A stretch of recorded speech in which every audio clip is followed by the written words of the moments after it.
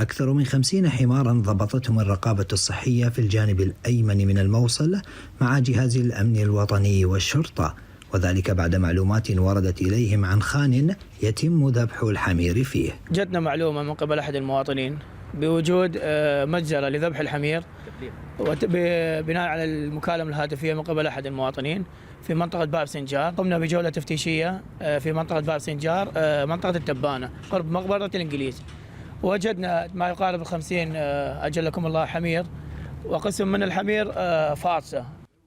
لم يعثر على أدوات للذبح، وبعد التحقيق مع صاحب الخان قال أنه يقوم بجمعها ويشتريها منه بعض الأشخاص من المحافظات الجنوبية، وقالوا هم أنها تباع هناك لأصحاب معامل الطابوق. قمنا بالتفتيش الخانات، ومن ضمنها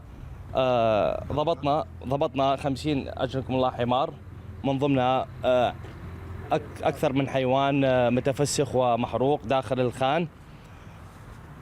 قمنا باتخاذ الإجراءات القانونية والرسمية بحق الخان. سألنا أبو الخان ليش هذه الحمير عندكم متفسخة ومحروقة؟ قال بالنسبة لنا هي مرضى وتموت وقم نحرقها. فهذه دلالة على آثار جريمة يعني سابقا وليس بالجديد، لأن آثار قديمة.